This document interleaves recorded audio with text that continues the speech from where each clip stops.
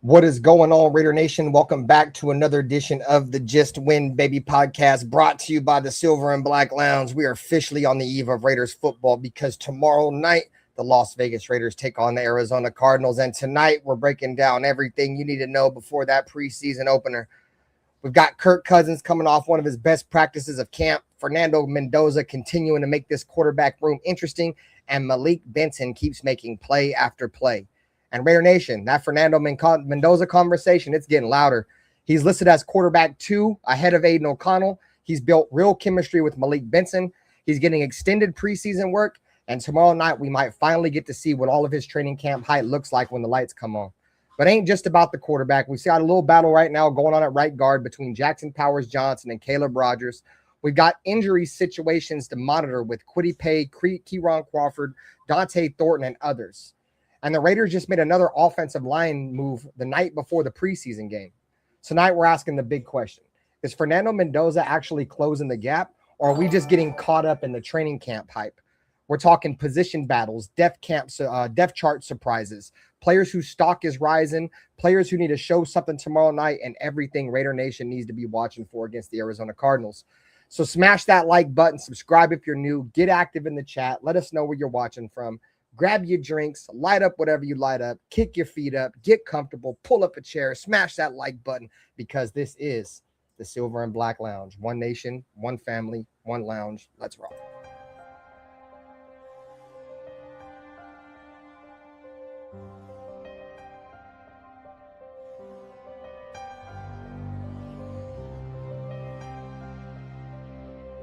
They didn't have to say much. This is the Raiders, you know. This is one of the most historic, franchises in the NFL with a great history that I want to be a part of. I want to be a part of furthering that history. When you say commitment to excellence, okay, and you look at the walls around here, and you look at the players on this wall, and there's a history. There's a history of Hall of Fame players here. There's a history of Super Bowls, and that's that. And with all this situation and all this shit I went through, the biggest thing that I took from it is I don't give a what everybody has to say. Truly, I really don't give a. Play clock down to 1. Williams batted up in the air, and it is picked. Crosby. He has been a beast. I do believe that this is a game psychologically of intimidation and of fear. I don't mean cowardly fear, but fear. Well, the Chargers and all those teams. To be honest, I don't like any of them. I hate all teams. The other team's quarterback must go down, and he must go down hard. Well, the Chargers. What I call the vertical game. We were going to stretch the field vertically. When we came out of the huddle, we weren't looking for first downs. We didn't want to move the chains. We wanted touchdowns. We wanted the big play, the quick strike. It's number one to say you want to do that. It's number 2 to say that you have the players to do it, but it's number 3 to do it. Hard. Try not to make mistakes, but don't worry about mistakes because there's only one thing that counts. Just win. Your commitment to excellence and your will to win will endure forever. You will not get it.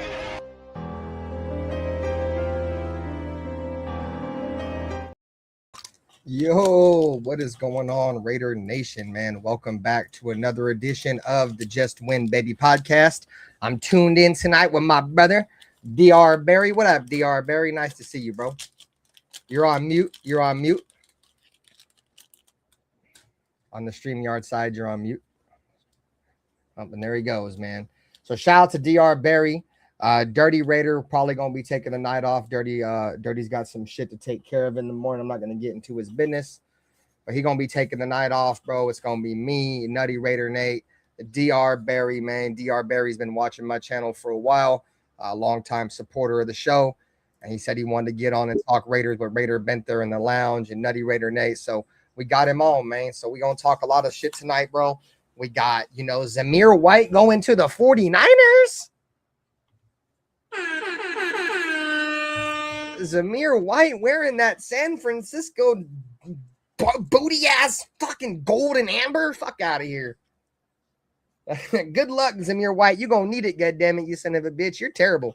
He's just a camp buy, though, bro. I ain't gonna lie. The Niners just brought in Zamir White to kick his ass to the curb after all the running backs come back. I think DR Barry back. What up, DR Barry? Can you hear me now? Yeah, I hear you now, bro. What up with What's you, up, bro? man? How you doing? I'm doing well, brother. How are you? Good. Can't wait for tomorrow. Finally some Raider football, bro. Agreed. I don't know how many months. We got a super chat, my boy James Furpo. What up with you, brother?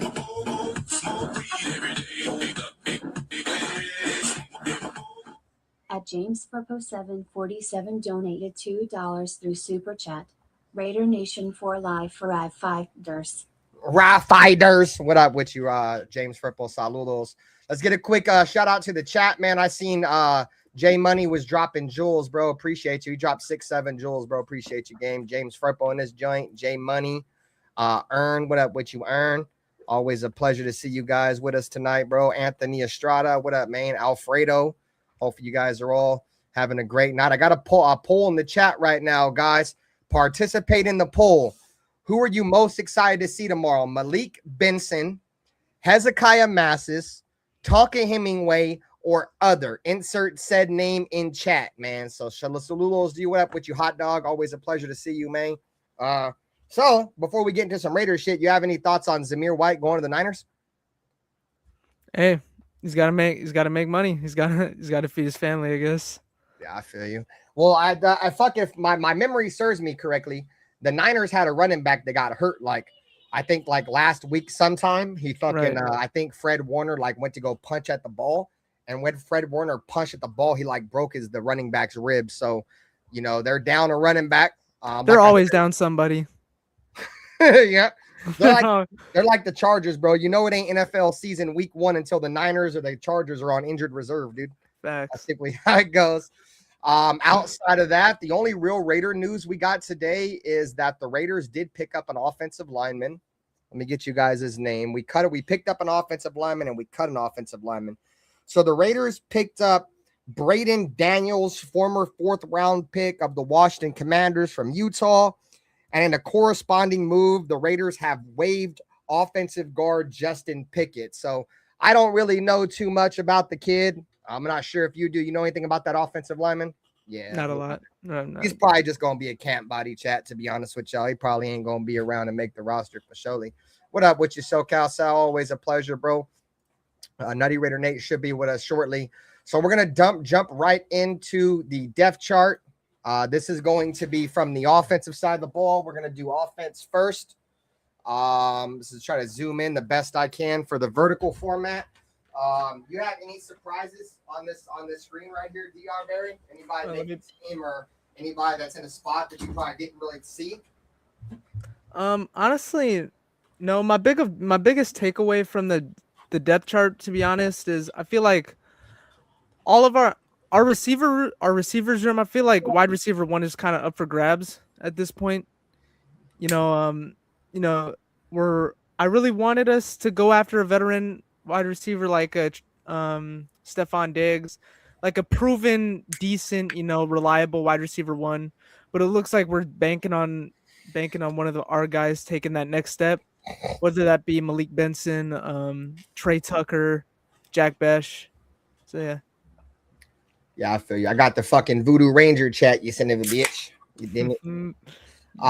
But nah, so when I look at the depth chart, bro, my initial look, just looking over it originally was Fernando Mendoza is the 2nd string quarterback, so he will be behind Kirk.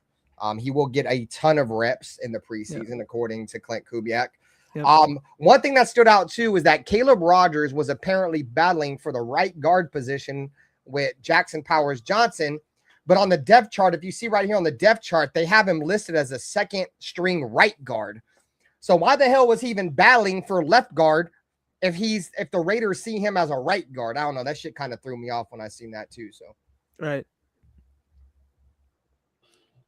See where Nutty Raider Nate's at. Text my man. You look at, let's see, Malik Benson. I'm not sure if they have him as the 3 or the 4 on this depth chart, because you see they will obviously have Jalen Naylor number 1, Trey Tucker number 2, Jack Bech number 3. But they have Malik Benson right here behind Jack Bech is number 3. So, but then they have Dante Thornton up here. So I doubt Dante Thornton or Malik Benson is behind Dante Thornton, because from what I'm hearing right now, dude, is Dante Thornton's injured, and even when he's not injured, he don't look good. Yeah, I was really high on him coming out of Tennessee last year, dude. Like, I thought he had all the intangibles to be good. 6'5", 4'3". Like, I was really high on him. Yeah, a lot of people were like, I was high on him too, but I did understand. I made sure everybody understood last year. Same thing with Darius Porter is Darian Porter is that fucking, these guys are developmental players. And what I mean by that is that Dante Thornton in general, Dante Thornton was, when he came out of college, his route running was questionable. Like, everything that would make you an elite receiver at the next level was questionable.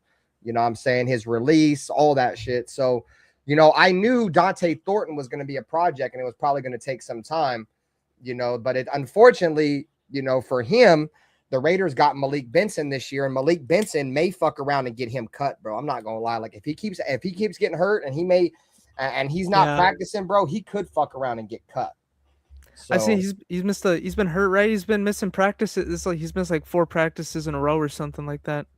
Yeah, on top of the fact, not only is he missing practices, but when he's out there on the field, he's struggling to create separation. He's not holding on to the football. He's having trouble holding on to the ball. So, all around, just not good, bro. Like, we need one of those receivers from last year's draft class to pan out, bro. Rather it's gonna be fucking Jack Bech or Dante Thornton. We need one of them, But to be honest with y'all, I don't think either one of them is going to pan out, to be honest. You guys know my thoughts on Jack Bech. I have no confidence in Jack Bech, even though I did see a clip of Fernando Mendoza throwing him a touchdown last night at practice. So that was kind of interesting to see. So hopefully he pans out, because I don't have much faith in Dante Thornton, just because I know his skill set is extremely limited, bro. And unless we coach him up, he's probably not going to be, a number 1 or a number 2 for us. He's going to be like that gadget type player. So yeah, Malik Benson's the guy I think we all need to keep our eyes on, bro. He could be the guy that gets drafted in the 6th round that ends up being our starter by the end of the year. I'm excited to see him tomorrow. Yeah, and it's going to be interesting too, because he's going to have some good quarterbacks throwing the ball. It's not like he's going to have some slouches out there. He's going to have Mendoza, who, according to all the reports we've heard coming out of camp, Mendoza's been finding Malik, regularly, and they have a really good connection there. And then also he's going to have Aiden throwing in the ball, and Aiden, depending on how you guys feel about Aiden's a capable quarterback, you know what I'm saying? So he's going to have some guys that are talented throwing in the football. I'm going to be excited to see, what they all look like. But, there's a lot of excitement for this team, because a lot of the guys that we think should produce, or that we need to produce, are a lot of young players, bro. So, like, we need Jermod McCoy to pan out. He's going to get a lot of burn in preseason. We need Hezekiah or Darian Porter or one of these guys to pan out. They're all going to get a lot of burn in preseason. All these wide receivers are. So that's one reason why I'm excited for the preseason, bro. We have a lot of guys on our team that we have to see if they're going to be starters or not, bro. So I'm excited for it, bro. Yeah, excited for it nonetheless, for surely. Like I said, the battle in the trenches on the offensive side of the ball is really going to be one of the main things I'm paying attention to, bro, because I think this team's only going to go as far this year as far as the offensive line takes them. You know what I'm saying? If the offensive line is anything like it was last year, we're probably going to suck. God. Yeah, we can't Can be you imagine? What's that? After all that money you just paid Tyler Linderbaum? No, Tyler Linderbaum is not my concern. Yeah, my concern is more with Spencer Burford. Mm-hmm. My concern is more of the health of JPJ and Colton Miller. Outside of that, I think if JPJ and Colton Miller can just stay healthy, you feel me? And we already have Tyler Linderbaum. I think those 3 guys alone are some of the top guys at their respective position. I think when Jackson Powers Johnson's healthy, he's a really good guard, probably one of the better ones in the league. Tyler Linderbaum's already proved he's one of the best centers in the league. And we all know when Colton Miller is healthy, he's one of the best tackles in the league. So there you go right there. You got 3 bona fide guys that are 3 of the best at their positions, respectfully. And now we just got to see the other guys pan out.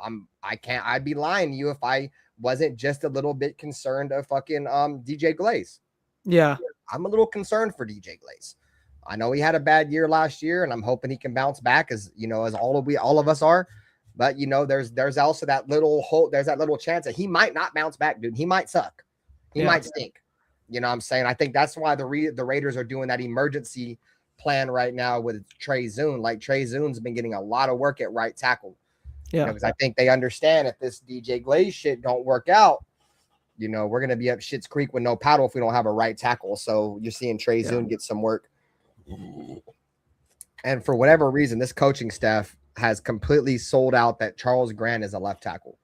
Like, we need a right tackle more than a left tackle. And Charles Grant has gotten 0 reps at right tackle, from this coaching staff, rather that been OTAs or training camp. He's working exclusively at left tackle.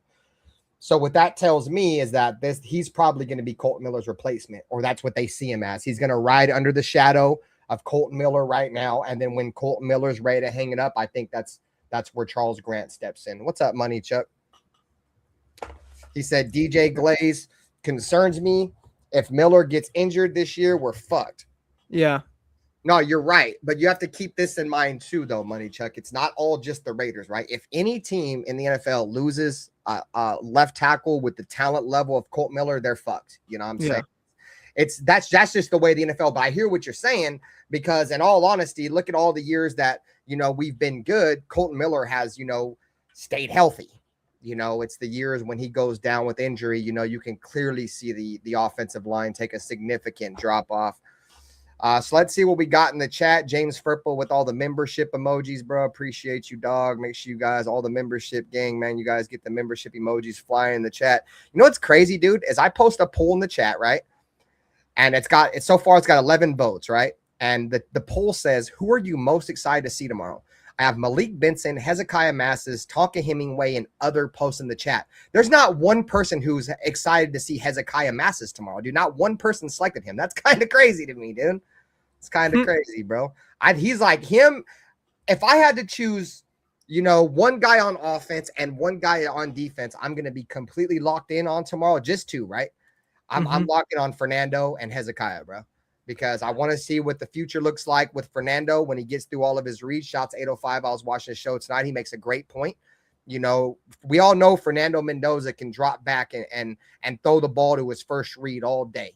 But we need to see what he looks like when that first read's not there and he has to start to get to reads 2, 3, and 4. Yeah. So I'm looking forward to that. Fernando just in general. And then I want to see Hezekiah Masses, bro. Hezekiah Masses has gotten the most, hype in the offseason so far. And this is no diss to Tonka Hemingway, but a lot of us kind of know Tonka Hemingway is probably going to be good because he was on our team last year. He never really got a shot, came through in the last 6 games, whatever, and have 4 sacks. I think a lot of us expect Tonka Hemingway to be good this year. So I saw the video. No, go ahead. You're good. My bad. I saw the video of him. Like, he looks so fast for a D tackle, dude. I saw we were watching that shit last night. I think the night before, doing the drills. Yeah, bro. You just don't see a guy that's pushing, 300 pounds, 280 or whatever, that moves the way Tonka does, bro. He fucking moves, dog. And yes, chat. So the Raider game will be on ESPN, but it's not on just regular ESPN, chat. It's on ESPN Unlimited. So I've already pretty much found out everything about the game. If you don't have ESPN, the only other way to really watch the game is to pay for NFL Plus. NFL Plus, you'll get it for the entire month. You'll get to watch every Raider preseason game on NFL Plus. It's $7 for a month. So if my ESPN Unlimited don't work tomorrow, because me and Tim have a joint account, Raider Tim, you guys see Raider Tim in the chat, bro, give him a shout. Me and Raider Tim, he shares his Sunday ticket with me, and I just give him drops on Sunday ticket. So if it doesn't show on YouTube TV, then you'll have to buy NFL Plus. It's $6.99 for the month. So, I mean, it sucks, but I mean, I'm sure if you fucking want to watch the Raiders, you're going to pay $7 for fucking 3 games. It's $2 a game. You know what I'm saying? So, or you could illegally stream it. Yeah. If you have a streaming site, you can definitely stream this shit too. I know they fucking whacked a whole lot of streaming sites, bro. There's not very many still left. I don't know if ppv.to still works anymore, but that was like my shit. Let me see. I'll click on it right now and see if it still works. ppv.to was my go-to. Okay, so ppv.to looks like it's still working, chat. So if you guys need a streaming site, this is typically the site that I use. Everybody uses like Stream East and shit, but this one is the one that usually don't get overloaded. If it gets overloaded, don't blame me. It's a streaming site. It's ppv.to. I just posted in the chat. I'm looking at it right now, and they currently have the Raiders game on there. So Damn, go there tomorrow. It says the site has been seized on mine. ppv.to. Mm-hmm. That's crazy, bro. Look, bro. I'm looking at it right now. Look. Got a bunch of like FBI badges and shit. What? This site has been seized. See, Okay. you put it in like this right here. Let me see. ppv. No space. It's just ppv.to. Oh, okay. Yeah, I just put the space so it didn't post a link in my chat, but it's just ppv instead of .com. You put .to. But you can see they have the game. Let me see. Let me scroll down. The game's right here. Arizona Cardinals versus the Las Vegas Raiders. So it's supposed to be on there. So you guys, like I said, ppv.to. That should be Alfredo said the Fed's coming for you, DR Barry. That's what that is, you son of a bitch. What up, Alfredo? But yeah, so try that. Try ppv.to. We the people. I've heard Superbox, bro. I'm somewhat technologically inclined, but for whatever reason, when it comes to like Fire Sticks and shit, dude, I'm not very good at that, bro. So luckily for me, though, we the people. You can buy them, I think. Oh yeah. I bought them. I bought them whatever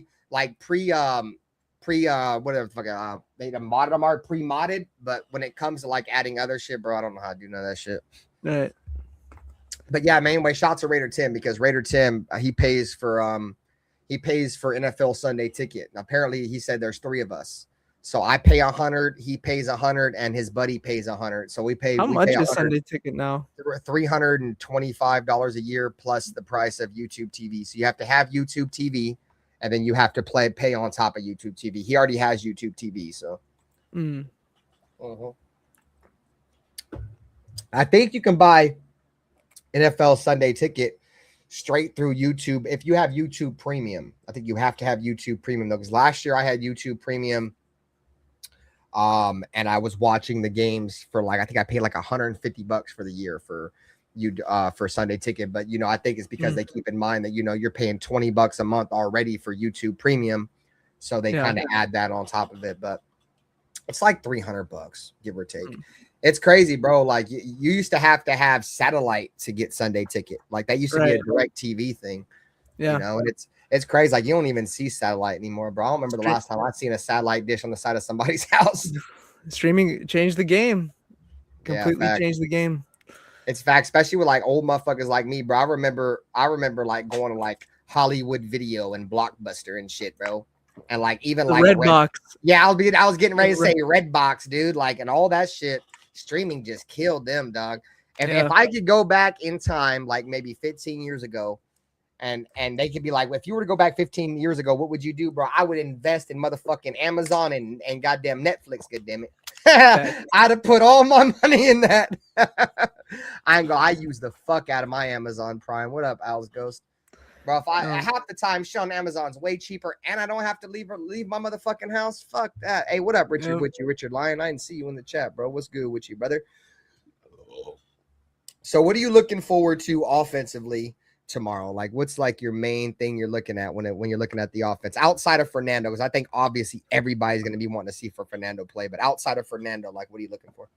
This is a question for you guys too, Chad. Offensively, what are you guys most excited to see tomorrow on the offensive side of the ball? Malik Benson. I'm really looking forward to see Malik Benson play. If he can be that just competent wide receiver 1, great. We don't need him to be elite. Yes. Like we already have Brock Bowers. Like that's our number one. Like if in terms of receiving, Brock Bowers is our number 1 target. Like, but if Malik Benson can just he can show us he's got it. He can just be that competent, reliable one. That's what I'm looking forward to seeing. And I know it's preseason, but I mean, he's only in control of who's across from him. Right. That's whenever people be like, oh, well, he did this in preseason. You act like he gets to choose who the fuck he plays against. He don't choose who he plays against. But guess what? Whoever the fuck he was in play against, he fucking dominated them. You know what I'm saying? And that's really what it comes down to. Bro, I'm telling y'all, this is really a gut feeling of mine. I really feel this way.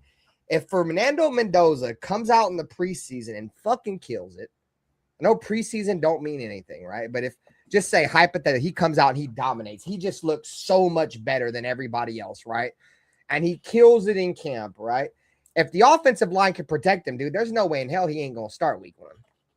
You know what I'm saying? Like, if I feel like if he goes out in this Cardinals game and he looks good, he looks surgical, he goes out next week, you know, against the Texans after having a scrimmage against them, because mind you guys, we have a scrimmage this upcoming week against the Houston Texans, which in all honesty is more important than preseason games. If you ask an NFL team, they'd rather have scrimmages than a preseason game because it's more contact.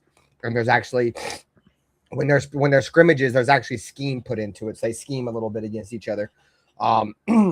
So, and then, like I said, if he comes out and he looks good tonight, and then after the scrimmage, he looks good against Houston, and then he looks good against San Francisco, he's going to have a 2014 Derek Carr preseason. If you guys remember Derek Carr, that 2014 season, nobody thought he was going to be the starter with Matt Schaub, and even James Jones said the same shit. That's why I'm so glad he said that, because I had been making this same comparison for fucking weeks.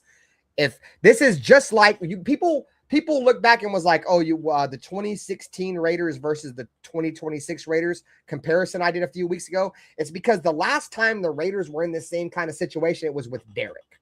You know what I'm saying? When Derek was brought in, the Raiders didn't want to play Derek.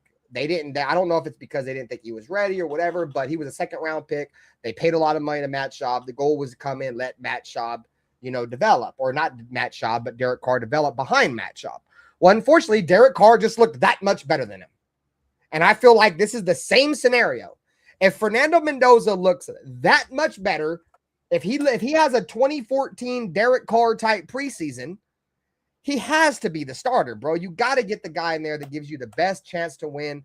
And that's one thing that I did love about Clint Kubiak when he did come out and he addressed, the media after the first training camp. He was like, yeah, Kirk Cousins is the starter now, but it's just because what he's already done in the league. But I'm expecting Fernando and Aiden to push him.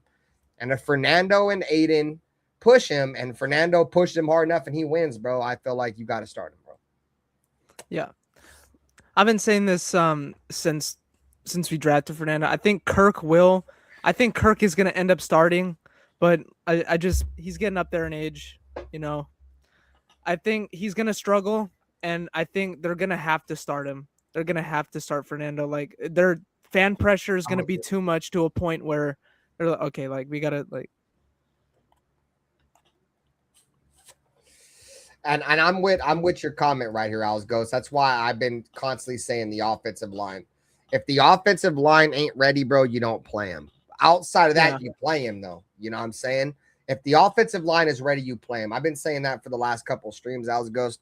That's the only way you play him. I get it. Like, everything could be right, but if the offensive line sucks, I wouldn't play him, bro, because I don't want him to get killed. I've said this before. You don't want his confidence to get shattered. Yes, there you go right there. The best way to ruin a young quarterback's career. What up with you, Raider Dez, bro? Sorry I didn't give you a shout out. I seen you comment earlier. The best way to ruin a young quarterback is to kill his confidence early on, bro. You kill his confidence early on, especially with something that he can't control. He can't control how his offensive line block for him. But he can control, be like, man, fuck this. I ain't never going to get protected. I'm just going to keep throwing this shit. I don't care. They can't protect me. Like, you will get that mindset with him, and I'm with you. Yeah, we're all with you, Owls Ghost. We agree with you in terms of, like, if the offensive line don't got their shit together, no, don't play him. I don't want to play him neither. That would be the only reason why I wouldn't play him, though, Owls Ghost, if I'm just being honest. Because shout out to Marcus Johnson from Tape Don't Lie. I think we talked about it yesterday. Is he was at camp, dude. And he said that, from the line of scrimmage to about 20 yards down the field, Kirk Cousins has a good arm. Hey, shout out to 20 likes, bro. I appreciate y'all. So anywhere between, the line of scrimmage and 20, 25 yards, Kirk Cousins he's got some zip. He's got some velocity. The balls look good. But he said where his arm looks bad is when they're throwing the ball down the field. Anything 20, 25 yards down the field, plus 20, 25 plus yards down the field, his arm kind of dies. And that's what concerns me, because I don't want to fall back into the Jimmy Garoppolo shit, the Gardner Minshew shit, where we were just naturally bad because we didn't have a quarterback to throw the ball down the field. You know what I'm saying? So yeah. So I know we got a couple comments in the chat, bro. Shouts to Raiders. Shout to my brother, bro.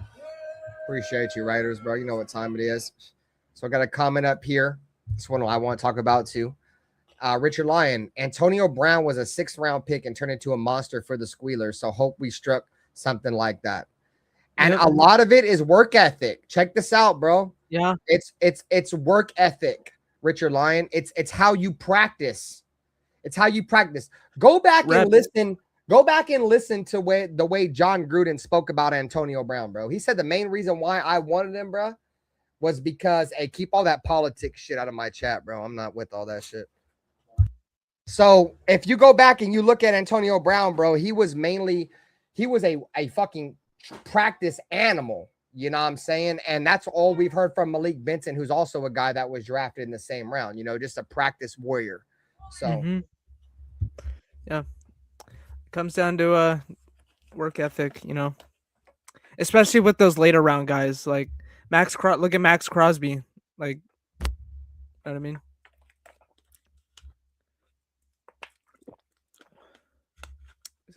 Like you said, bro, about Maxx Crosby. Maxx Crosby, another guy that just dominates in practice, you know, and you know, the cliche thing is, bro, and it's cliche. I don't really know the whole, maybe I don't know the definition of cliche all the way through, but I feel like it's common sense. Maybe cliche means common sense. I don't fucking know, bro.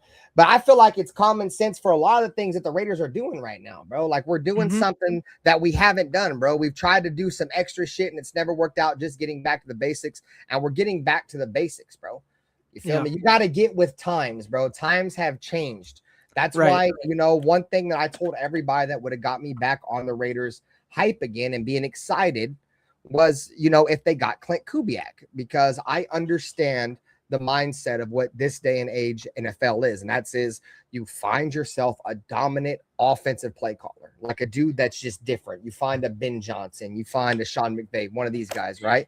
And this guy, according to everybody else, and then, you know, he's got the fucking the resume to show it, is that, you know, Clint Kubiak should be a really good coach in this league. So the Raiders could have just, usually the old Raiders would have been like, oh, well, Clint Kubiak's taking too long to sign with us. We're just going to go hire, you know, whoever, Mike McCarthy. You know, that's what I thought the Raiders were doing, you feel me?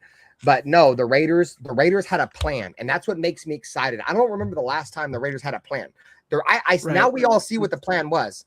You know, the season fell apart. It sucks, right? But we're going to go all in on Clint Kubiak, right?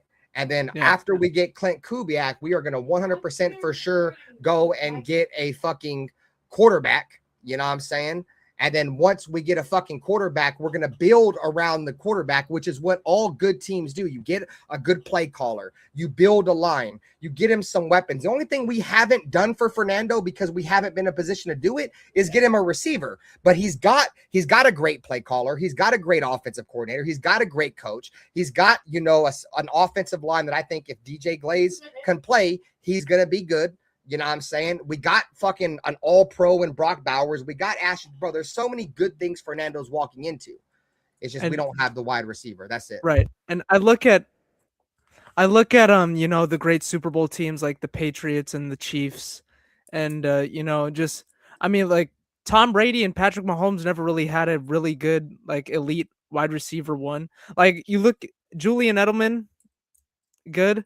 Patrick Mahomes, that 2022 season, when they went 14-3, the year we blew the lead against them, his number one receiver was like Marquez Valdez-Scantling. So you don't really need, we already have an elite tight end. Like look at Tom Brady, Patrick Mahomes, they had elite tight ends to help them go on to win those Super Bowls. So like you don't need an elite wide receiver. You just need a competent, like, I mean, it's great if you do have one as well, but you just need a competent wide receiver, just good old reliable. Like you said, bro, go back and look at Tom Brady, bro. How many true elite receivers did Tom Brady play with outside of Randy Moss? I was just like Julian Edelman. Julian Edelman is a slot receiver. You know, Fucking, I can't name Wes Welker, slot receiver. He had just a bunch of dudes that knew how to get open, and his number one target was his tight end, bro. Yeah. You know what I'm saying? So that's why I say when people be like, I've asked people before, like, would you rather have a number one receiver or have a number one tight end? Like, I get the argument for a number one receiver. My only rebuttal is that look at all the teams that, like most of the teams that win Super Bowls, bro, they don't have like a number one receiver. You know what I'm saying? Like, typically they just have a very good team around them, you know, and a good defense. You feel me? And so exactly. And I'm glad you made the point about the Chiefs too, DR Barry, because remember, I forget what year it was. It may have been 2017. If my memory serves me correctly, because my memory is kind of fucked, bro. But I think it was 2017. That was the year that the Chiefs, I believe, won the division. And they definitely went to the playoffs that year, but they had no fucking receiving touchdowns from a wide receiver on their team, dude. 0 touchdowns from a wide receiver. All their fucking touchdowns came from running backs and Travis Kelce. You know what I'm saying? That was when they still had Alex Smith. Yeah. What up with you, Steve? He said, don't hate white receivers. I'm not hating on a white receiver. It's got nothing to do with it, bro. I shout to 401 Raider Jeff. What up with you, bro? All right, guys. So let's swing over to the defensive side of the ball. Let's see, it's going to bring the graphic back up. Let my computer load back up. Shout out to 25 people in the chat. You guys double tap the screen, hit the like button. Appreciate you guys for coming through. Shout out to DR Barry chilling with us tonight, man. Chilling with Binther. All right, so now we got defense, chat. So let's go ahead and let's share this tab instead. Zoom in, you son of a bitch. God damn it. This shit's starting to piss me off. Every time I zoom in, it zooms in either too far. Okay, that's perfect. All right, here we go, chat. Depth chart. Defense. Maxx Crosby and Kwity Paye are your ends. Tonka Hemingway, chat, is your number one defensive tackle, bruh. Tonka Hemingway is your starting number one on the depth chart fucking defensive tackle. Whatever happened to that Via Vea trade? Apparently, whatever happened to that Vita Vea trade? Oh yeah, shout to the dude who said he had inside knowledge that the Raiders were gonna trade for Vita Vea too. Shout out to that man. I never does he actually have sources? I'm not like Mitchell Rent, like I'm not trying to like talk shit about Mitchell Runs, but like I don't know, like he always like says he has sources, and I'm just he ain't got no sources, dude. This isn't the first time he's come out and done shit like that. That's the reason why like people really weren't surprised. Because Mitchell Rentz does that shit all the time, bro. Anytime some big name becomes available, he says some wild ass shit. It's all for clicks and views, bro. Respectfully, this is no diss to Mitchell Rentz, like DR Barry said, but Mitchell Rentz claims he's a Raider fan, but we've heard on multiple different podcasts he's a Jets fan. He's fucking multiple. He's a Green Bay Packers fan. Yeah, bro. He came out publicly and said he was a Jets fan. And you can go back to watching the Keep It 300 podcast with James Jones. And he was on there interviewed and said how I believe he said he was a Packers fan. But anyways, that's besides the point. Yeah. The point I'm trying to make is that he works for a network. Right. And just unfortunately for us, he covers the Raiders. You know what I'm saying? So that's all it is. He's not, here for the love of the Raiders, if that means anything, bro. He's here because this is his job. Right. You feel me? Like that's really the only difference between us and like me and like other content creators and Rentz is that, Rentz actually does it for a job. Some of these other guys might be doing it for a job too. I don't know. I mean, I just come on here because I love talking about the Raiders. I can't come on here and be disingenuous. That's the reason why I can't really do Raider content in the off season because I'm really only on YouTube to do the Raiders. Pause. Yeah. That shit sounds kind of weird for the younger generation, right? But if the Raiders aren't on TV, I'm not really into doing content. You feel me? Because I feel like I'm being disingenuous. I love the Raiders, but the Raiders have to give me something to talk about in the offseason. I mean, it's just trying to create content. That's why, like, if you see me in the offseason, I just do like Madden content and shit. So yeah. Anyways, but shout out to Mitch Rentz, bro. Like I said, I ain't got no issue with the dude. I don't like people who put their name on shit and say this is gonna happen and that's gonna happen, and guys who claim they have sources. Like I didn't like Sanjeet.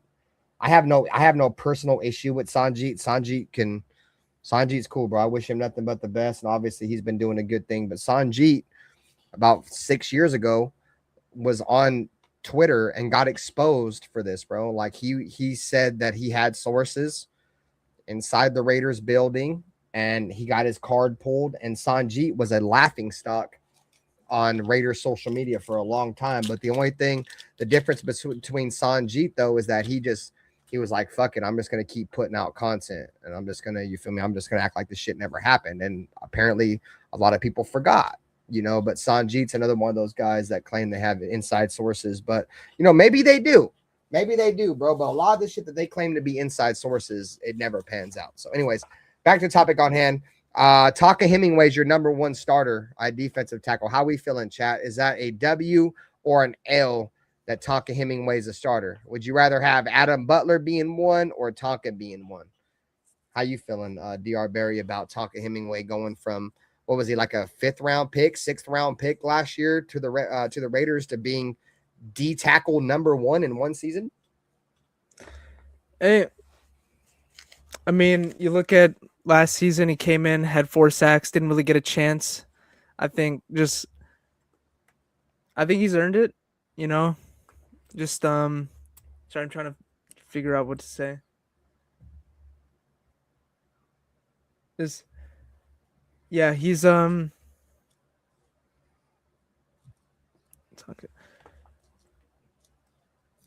on. Oops. My boy having some technical difficulties. Yeah, my bad.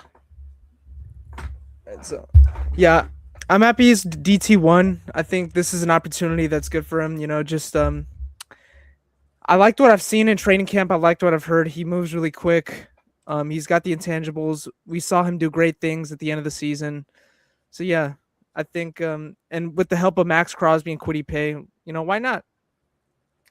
And you want to know one thing that I felt like, if you were like reading the tea leaves or, reading between the lines all off season with the Raiders, Kwity Paye came out like when veterans had to report to veteran minicamp. This was like the first practice for, Kwity Paye and Nakobe Dean and Quay Walker and, all the free agents, right? And they asked Kwity Paye, like, you're new to the Raiders, right? You're newer to the Raiders. Who's one player in this organization that's been standing out to you? And that motherfucker said, Taka Hemingway. He was like, bro, Taka Hemingway is in here every single morning at 5 a.m. with Maxx Crosby. Him and Maxx Crosby are the first ones in here, and they're the last ones out, bro. So, it's so good to see, because it wasn't just talk. It's proven. Like, he's been dominating. Same thing with Hezekiah Masses and Malik Benson, chat. Like, we've been hearing that these guys have been killing shit all off season, OTAs, voluntary, mandatory, training camp. They've been killing, bro. And it's been consistent, So I'm excited for Taka Hemingway. Yeah. What, fucking 4 sacks in 6 games from an interior defensive lineman, bro? That's impressive. 4 sacks for an interior defensive lineman in one season is fucking, is right. Nice. You know what I'm saying? Because usually those guys are just, deemed to just get double teams and stop the run. The fact that you're adding a whole nother level of the team and you're getting after the quarterback is crazy. So, shout out to Taka Hemingway, bro. Shout out to Ralph. I see you in the chat. So I said W or L for Taka Hemingway. Shout out to Jay Money that gifted the chili for 6 jewels. Appreciate you, brother. So we the people said it's a W. That Taka Hemingway has earned the starting role. Richard Lyon W. Charm City W. Willie Wayne W. What's crazy, bro? It's like this was the one guy that when I was asked when they drafted him, right, they were like, hey, bro, like, if you could pick between Taka Hemingway and JJ Peguillas, who are you more excited for? And if you go back and if you remember, chat, JJ Peguillas and Taka Hemingway, when they came out of college, not only were they known for being, pretty good interior defenders, but they were also known for carrying the football. Like Taka Hemingway and JJ Peguillas were scoring touchdowns, in college. You feel me? And the difference, the only thing that, in my opinion, that made them different is Taka Hemingway was more of a defender. Like, I felt like JJ Pegues, it wasn't that he wasn't a D tackle. I just felt like when I looked at them, compared them side by side, I felt like Tonka Hemingway was the better like defender, and JJ Pegues was the dude that was better carrying the rock, because they were both defensive tackles that got offensive snaps. So I'm excited for JJ Pegues as well. Shout out to Marcus Johnson for the tape don't lie. He also said that JJ Pegues was a guy that looks good out there. You know, obviously he's in a crowded defensive tackle room. You know, he has, you know what's crazy, bro? Is Tonka Hemingway beat out 2 starters from last year. He beat out not only Adam Butler, but he beat out Jonah Luwalu too, because Jonah Luwalu was a starter last year. So he beat out 2 starters. So now he pushed Adam Butler to D tackle number 2 and Jonah Luwalu to defensive tackle number 3. That boy's out there fucking balling, bro. Grinding. Practicing hard, bro. That's really what it comes down to, dog. So we the people said Tonka put up Jalen Carter numbers in 4 games. I'm not gonna compare him to Jalen Carter just yet. But no, Jalen, he looks good, bro. He looks good. And this is the thing. Like, we the people, me and we the people has been going back and forth for a while, because I know we the people, he didn't really fuck with or he didn't really fuck with Jalen Carter, and I fucked with Jalen Carter. You feel me? So me and him has been going back and forth for years. But shout out to we the people. I would love to have Jalen Carter though, bro. I ain't gonna fucking lie. I was watching your stream when we drafted Tyree over Jalen Carter. Oh yeah, bro. That shit was pitiful, dude. I mean, I get it, bro. I get it, gang. But it's Jalen Carter, bro. Is imagine if we had him and Tonka Hemingway right now, bro. That should be fucking insane. Shout out to Raiders. It's a W that Tonka's balling. J Money said, do you see the Raiders making any trades this upcoming season for this year to order making the playoffs or nah? The only trade I could really see the Raiders doing is if the Raiders suck and we trade Maxx Crosby. Yeah. I don't think we're trading for anybody, because I don't think we're going to be close to making the playoffs. I mean, I could be wrong, J Money, and I want to be wrong. I don't think we're gonna acquire anybody, but I could definitely see, you know, say 6 games in. Let's just say hypothetically 6 games in, the Raiders are 2-4 or 1-5. Yeah, Maxx Crosby might be out that bitch, dog.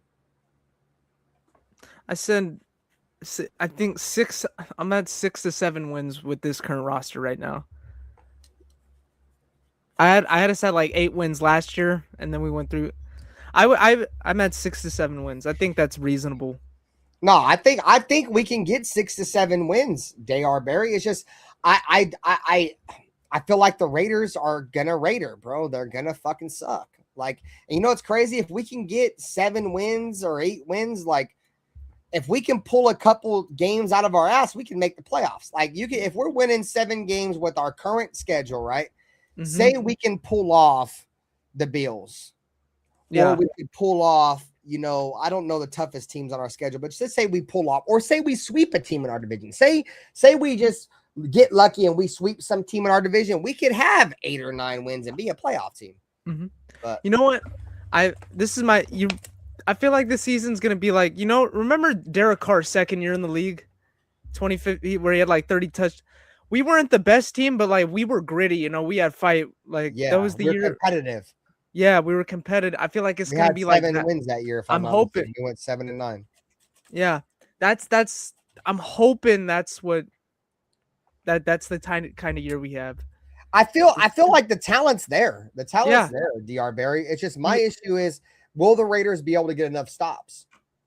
Because I love Nakobe Dean, bro. Trust me, I love Quay Walker. I love Max. But outside of those 3 guys, bro, it's a lot of question marks. And 2 of those 3 guys have injury histories, bro. You know what I'm saying? Like significant ones. And if we lose one of those guys, bro, like our defense could be historically bad. Yeah.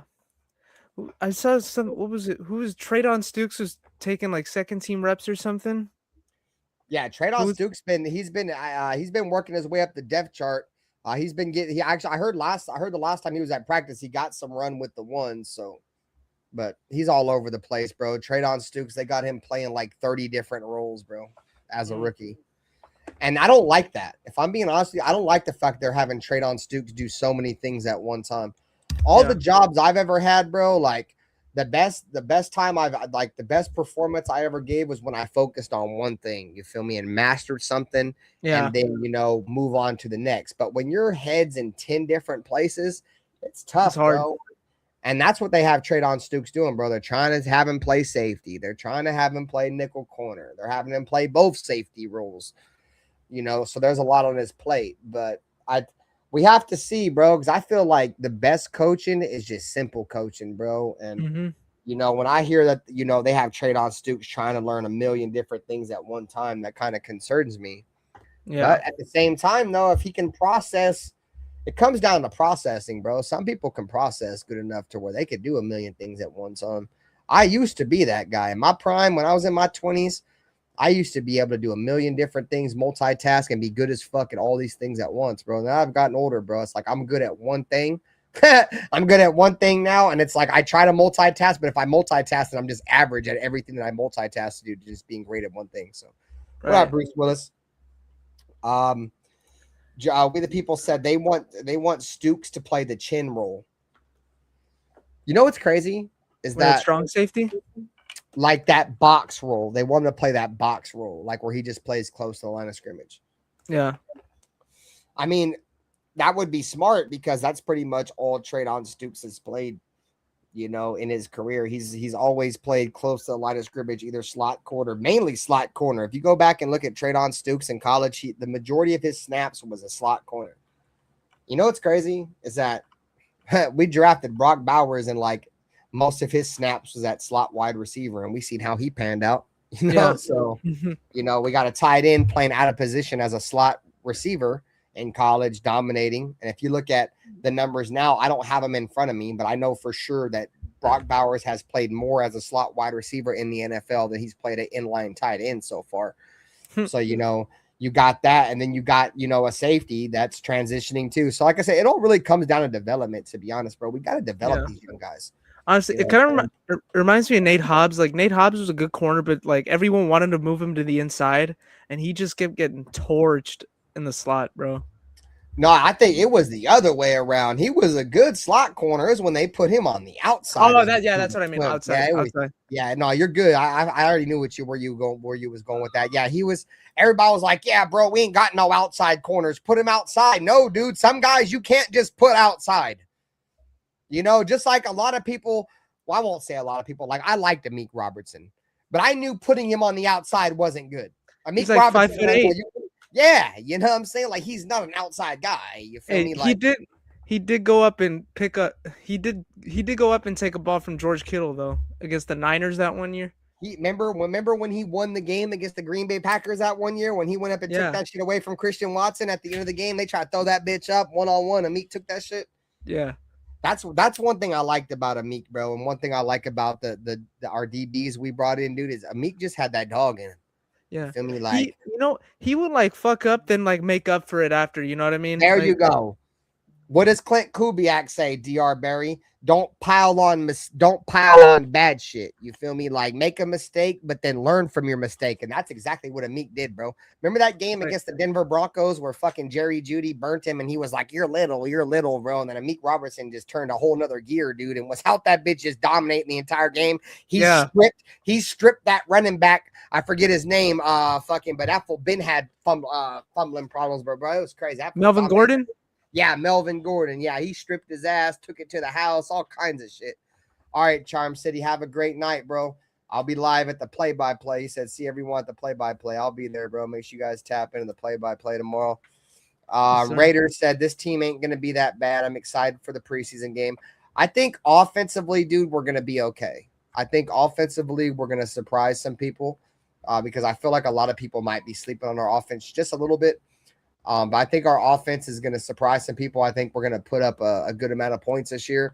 The defense is what scares me, bro. But at the same time, if our coach Joe Woods, and shout out to Joe Woods, bro, I could just tell by the way, he handles himself at press conferences. He's physical. He's an aggressive. I can just tell by the way, by body language. So if he's putting that on the corners, bro, and having these guys be physical and take the ball away, our defense could be sneaky good, bro.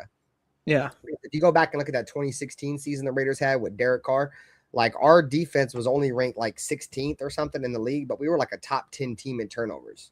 We had 12 wins that year.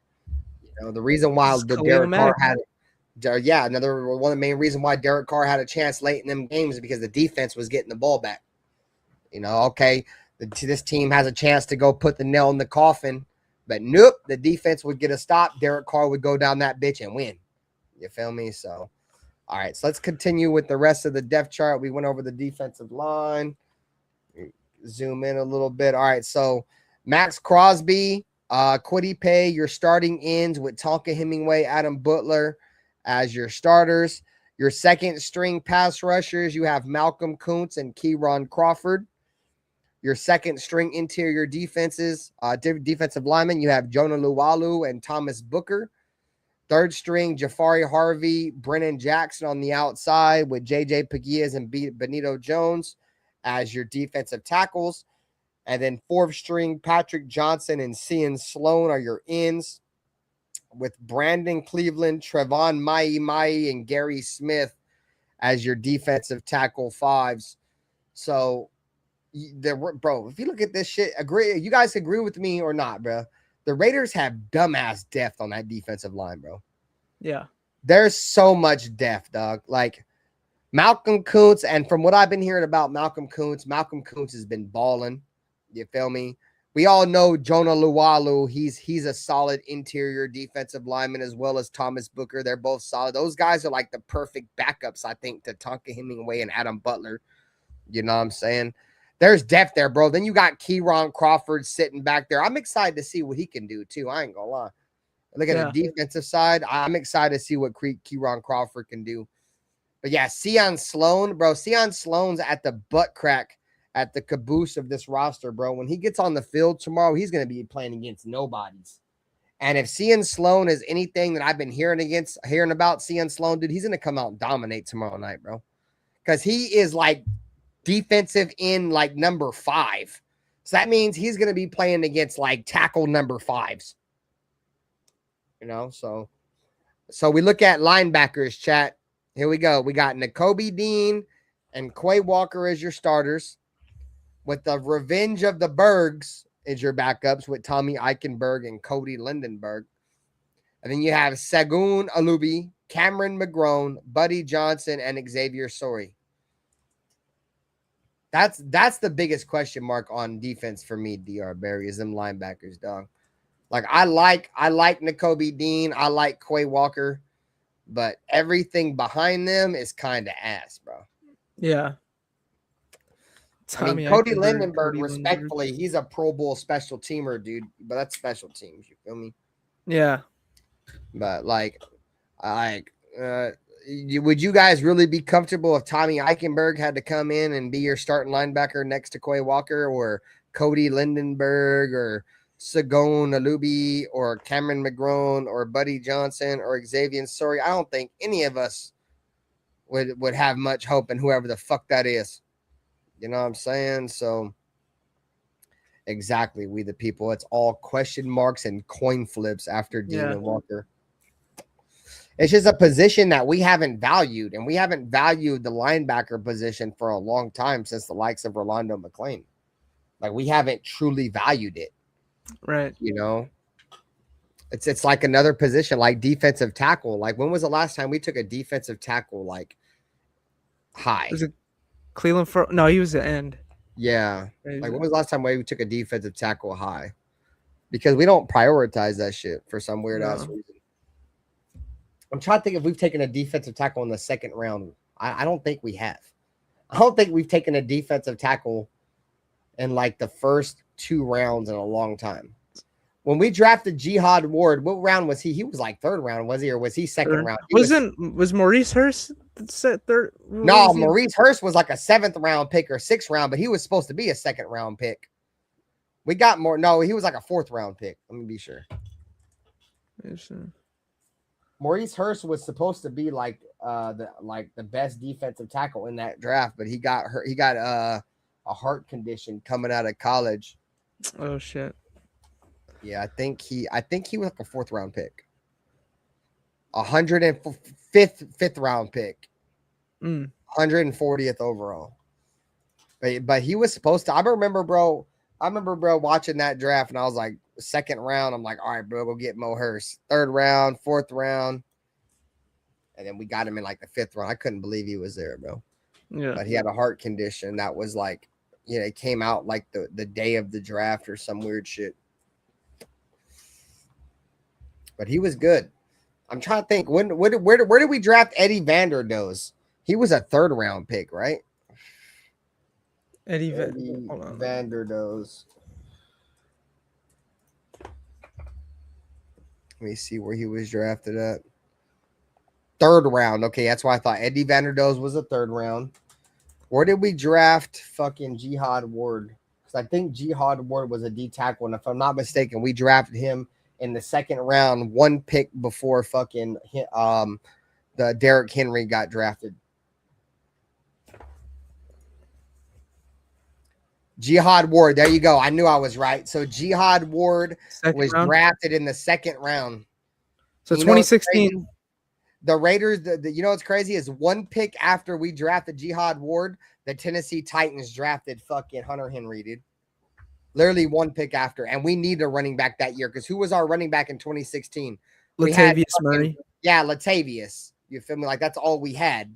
You know what I'm saying? Well, we had DeAndre. I think we drafted DeAndre Washington in 2016. Latavius, he was a big ass running back too. What was he like? 6'3"? 6'3"? Yeah, he was like 6'3". Yeah, that's you know what's crazy, bro?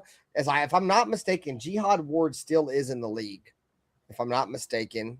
Is he? Yeah, let me see. Jihad Ward. He's a linebacker now.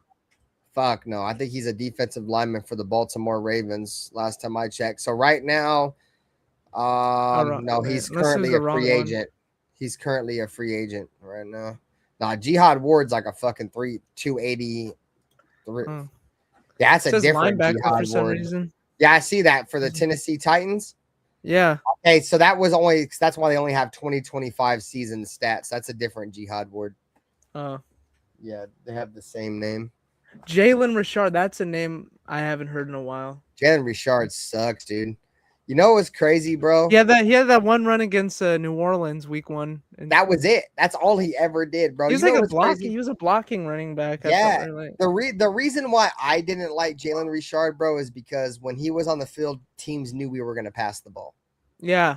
Because he couldn't run. He just wasn't a running back, dude. I mean, we were probably going to pass the ball. I remember the season. What was it? 2017. Was that the Marshawn Lynch season? Yeah. We had fucking DeAndre Washington. We had fucking Jalen Richard and Marshawn Lynch, bro, was the main guys.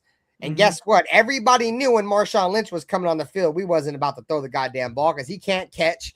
You know what I'm saying? Yeah. And it was like and then when his backup would come in, Jalen Richard, they knew he wasn't gonna run the ball. Right. That was fucked. I'll never forget DeAndre Washington, J Money. I remember I was a huge fan of DeAndre Washington. I was at that Christmas game where Derek Carr broke his leg, bro, and DeAndre Washington was killing the Colts. He was killing the Colts that game, bro. DeAndre Washington had like 2 or 3 touchdowns in that game. So I'm trying to find where Jihad Ward is at right now. I think he's out of the league. So it said on July 2020 or July 24th, 2025, Ward signed with the Tennessee Titans. So he's currentently not in the league. Or a free agent or like not like retired? Yeah, like free agent. Yeah, he's a free agent. Yes. Because it says, if you look at his Wikipedia, it says Jihad Ward is an American professional football linebacker. So he's not on a team. And it said he played college football for Illinois and then was selected by the Raiders in the 2nd round.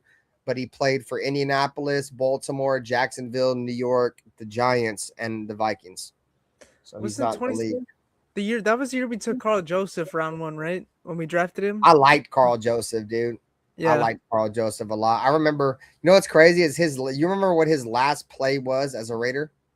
The last play he made for the Raiders before he left or the Raiders cut him or whatever. Was it the The last play, like he played as a Raider, Yeah, like the yes. last good play he got as a Like the last play, the last snap he ever took as a Raider. You remember that shit? Is the Broncos? No, it was the Chargers. Remember, it was like at the end of the game, and I think it was Phillip Rivers threw that bitch up, and he went and caught it and broke his foot when he came down with it. Oh yeah, That was the final game he ever the played. Thursday night game. Yeah, I believe that was that the game where Eric Harris had 2 picks in that game. Yeah, that was Eric Harris's best game. Fuck Eric Harris, you son of a bitch. I hate that goddamn son of a bitch. Respectfully, Eric Harris. What was the Roderick team? The Manteca water. Yeah, Manteca water slides. Hey, bro, it's crazy, bro. I hated him. You know what's funny is Dr. Berry was afraid. As soon as I said that shit, he knew exactly who the fuck I was talking about. Roderick Teamer was shit. I put him on the same fucking pedestal as Eric Harris. And then remember Dallin Levitt? Dallin Levitt was a piece of shit. Dallin Levitt was a piece of shit. Hey, bro, you know what's fucked up? Hey, Dallin Levitt, Eric Harris, and Roderick Teamer. I'm sorry, I'm tough on words. But like you guys played for the Raiders, and I really love the Raiders. Like I invest a lot of my life. And you guys were terrible for my team, and you guys made my team look bad, something that I severely invest my life in. So go fuck yourself, god damn it, you son of a bitch. Go fuck yourself. You suck, god damn it. I don't give a fuck what you did. Man, fuck all that shit.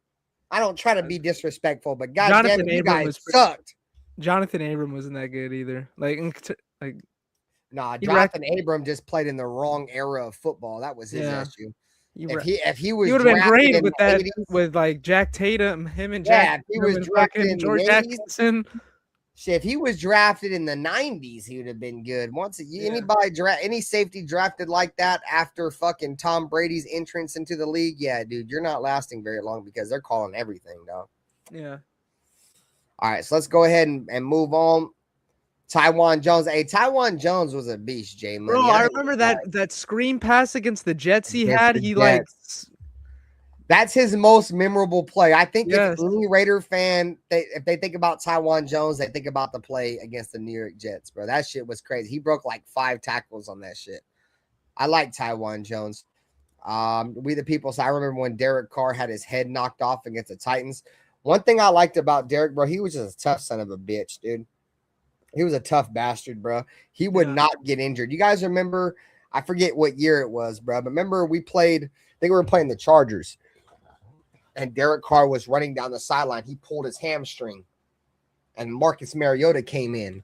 Yeah. And, you know, Marcus Mariota low-key looked decent. Bro, an injury that everybody usually takes like at least 2 to 3 weeks to recover from. Goddamn, motherfucking Derek Carr was back in 7 days. He was like, no, my hamstring good, goddammit. You know what I'm saying? Yeah. Against the Dolphins. That was the game. He played the Dolphins the week after. Yeah. So shout out to Carr, bro. Tough son of a bitch. Yeah. I remember that Carolina Panther game in Oakland in 2016. The game, you know, where Khalil Mack, Khalil Mack had the pick 6. He broke his pinky, dude, in the 3rd quarter on his throwing hand. You know what's crazy? As like soon as that happened, like the whole stadium like got so like I don't know if the energy got drained from the state, but like the Panthers scored like 2 or like 3 back-to-back touchdowns to like take the lead. He came back out and won that game. Who was that touchdown to? Was it Kelvin Benjamin? No, the touchdown Derek Carr threw was to David Osbury, right? Or Clive Walford. Yeah, Clive Walford. I forgot about Clive Walford. It was one of them. It was David Osbury, Clive Walford, bro. Yeah. You know what's crazy? I was at that game, bro. That shit was crazy. And you know what else was crazy, chat? In 2016, the Raiders beat both teams that were in the Super Bowl the year before that in prime time. We beat the Broncos at home in prime time. You feel me? And we beat the Carolina Panthers at home in prime time. The Raiders, that 2016 Raiders team, bro, will go down as not only one of the biggest what ifs in Raiders history, but probably one of the biggest what ifs in NFL history, bro. Because there was only one team that they were saying might go toe to toe with the Patriots, bro, and Tom Brady in his prime, and it was us. Yeah. You feel me? And remember we had played the Texans earlier that year, dude, in Mexico. And Jameis Olawale went crazy, dude. You feel me? And then we had to play those bum ass motherfuckers in the playoffs. You know, it's crazy, bro. Go ahead. My bad. No, you know what sucks about that season though is that we lost to the Chiefs. Like we got blown out by the Chiefs. Like in both games we played them too. Like that one game, it was like it was pouring. It was like 26-10, and then like it was the Thursday night game and like the freezing cold, and like we didn't show up any of those games. Goes And they ended crazy, up- bro. Is Derek Carr had like the potential to be great, bro. And then what that, bro, if I've ever seen like an injury, like literally, like I wouldn't say it ended Derek Carr's career, but it like ended like his greatness. Like Derek Carr was fucking like an alpha, bro. Like the alpha of all alphas, bro. For any quarterback I had ever seen that was playing at the same time. This ain't, bro, over top. This dude had the will to win. There was something about Derek. He had this aura about him where I knew in the fourth quarter we had a motherfucking chance, bro. We were gonna win the motherfucking game. Bro, we like led the NFL and like we set an NFL record for fourth quarter comebacks or something that season. And he just had that about him, dude. And I'm not saying he didn't have it anymore after the injury, but he just was never the same, dude. Yeah. And if you're a Raider fan, like, and he was still a good quarterback. I would have took Derek Carr over Jimmy Garoppolo, Gardner Minshew, Brian Hoyer, Aiden O'Connell, Geno Smith. But the point I'm trying to make is he was never that same quarterback. Yeah. And you know, it's crazy. I go back to 2022 as well. And I just look, I feel like, God, like if we had any other coach, I feel like we could have went to the playoffs that year, dude.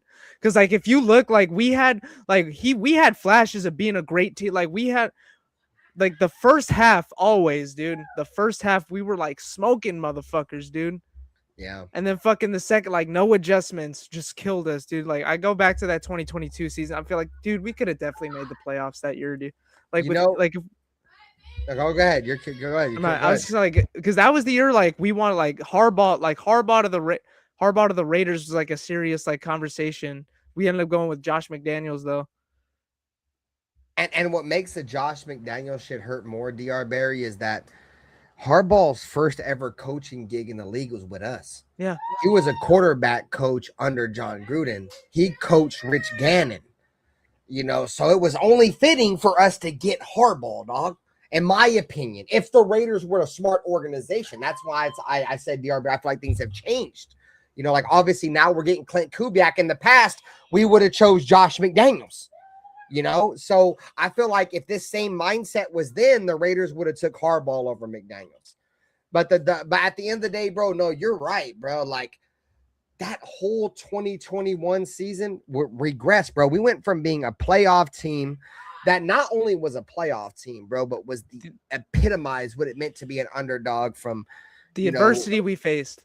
That part, bro. From John Gruden's termination to literally in the bye week after he gets terminated, resigns, Henry Ruggs kills somebody, bro. And we overcome all of that, dude. That's one shout out I'll give to Derek. I think he deserves most of the praise for that, bro. He kept the team's mindset straight, bro. They overcame all that shit, bro, and still went to the playoffs.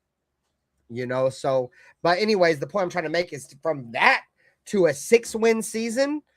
That's unacceptable, bro. And complete regression. Not only do you have a 6-win season, you get rid of Josh Jacobs, you get rid of Derek Carr, you get rid of Darren Waller. You feel me? Hunter Renfrow obviously doesn't last very much longer after that. You know what I'm saying? That's one of the shortest primes I've ever seen. Hunter Renfrow, like he was a dog, like 2021. What about Reese Rock? Hunter Renfrow. No, I was shouting out the chat. No, you're good. My bad. Yeah, you're good. No, I was like that. He had one of the slickest routes ever. That Sunday night game against the Chiefs, where like he slid on his knees, then got back up and like had that touchdown catch. Yeah, he had the sickest China routes in the NFL, no doubt. Yeah. He just knew how to run a China route unlike anybody else.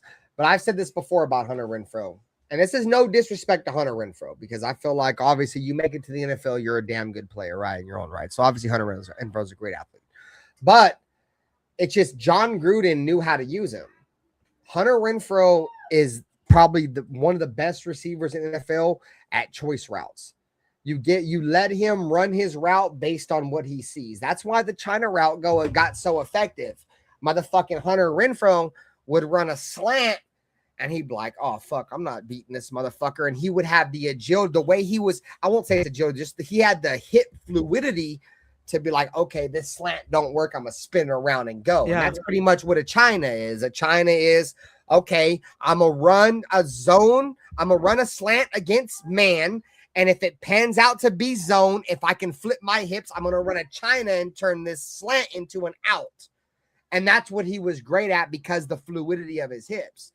But that's the one thing that he had is that Hunter Renfrow wasn't a great athlete and he wasn't great at creating separation, but he was just a great choice route runner.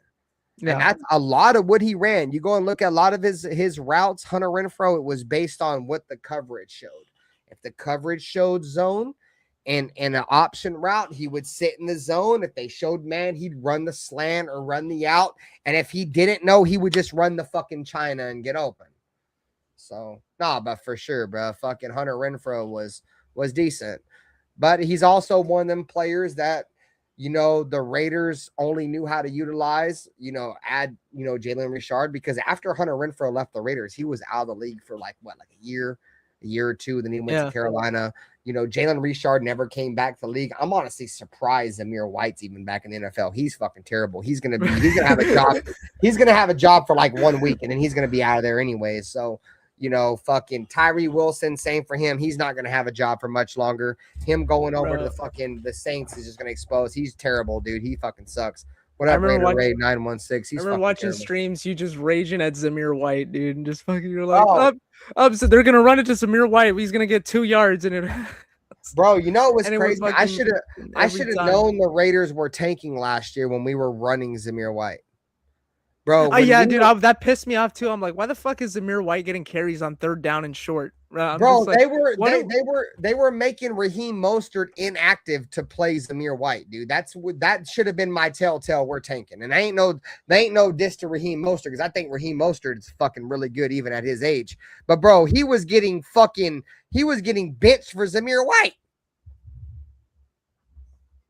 I couldn't fucking believe it, bro. It was insane.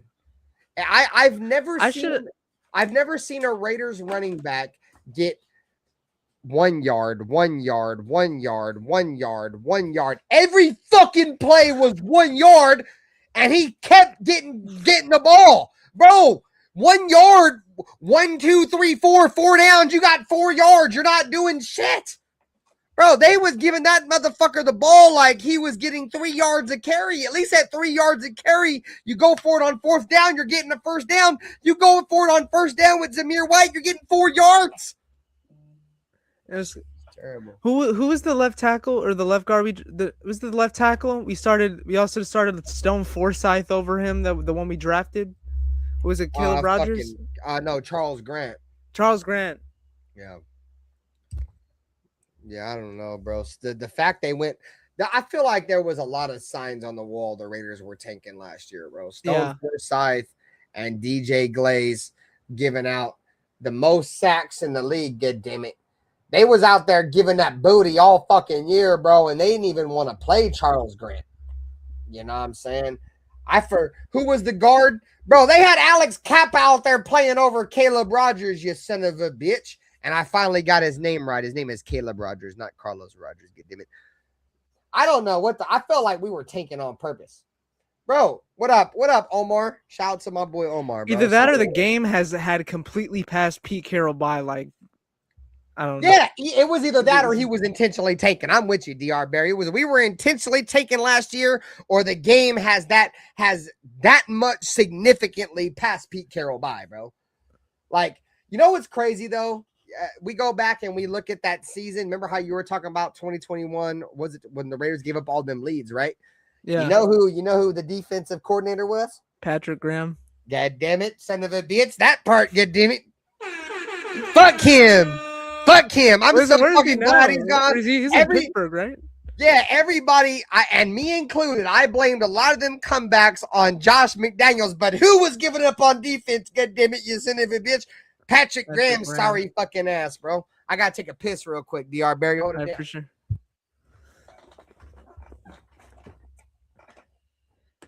Yeah, man. Honestly, Patrick Graham. He said he would rather have Paul, or I forgot. I think he said Paul Gunther over Patrick Graham. Not, I would rather have Patrick Graham over Paul Gunther. Paul Gunther was horrible. Horrible ass.